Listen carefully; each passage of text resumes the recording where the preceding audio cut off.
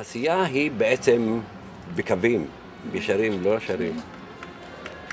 ואני חושב שמה שאת עושה כאן זה דומה לעבודת נמלים. יש גם בדיסציפלינה של הנמלים ובדיסציפלינה של ידו של האדם משהו מדהים. הוא יכול ממש לעבוד בקביעות, בהמשכיות, ובדבר שהוא גם מהמם ומהנה. אנחנו הרי יודעים שאין קו, בטבע אין קו. אבל מה שגובל בתוך המבנה, הרי הוא גובל כתוצאה מהאור והשמש, נוצר קו.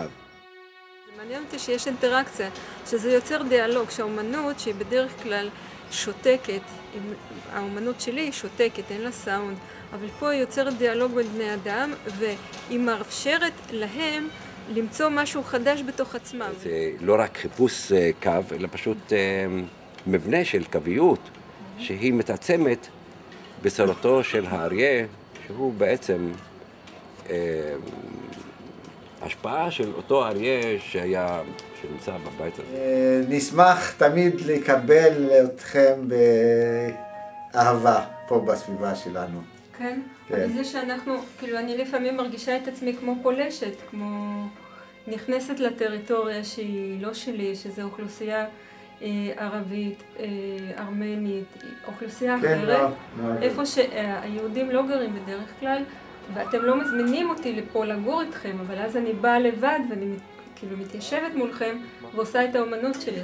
אני רואה פה כאילו בני אדם מתקבל על עצמו, רוצה להשתחרר. היצירה שלך זקוקה לזמן, אני מאמין. והזמן הזה נותן לי להתקשר לאנשים פה. כן, זה משהו חונק פה, יש פה משהו, הרגשה של משהו חונק.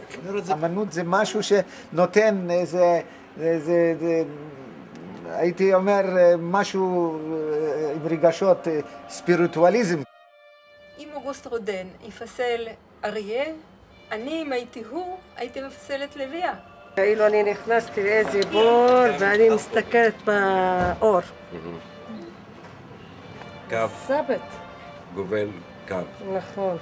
זה כמו לפתוח בפינג'אן, לקרוא ואין סוף. בתוך הפינג'אן. עבודה עדיין לא גמורה, אבל מה שאמור לצמוח כאן זה אריה, שבערבית זה אסד. שם אשתו הלוויה, ששמה הערבי זה לבווה, ולעבודה הזאת אני קוראת שער הלוויות, ובערבית זה שעריה לבווה.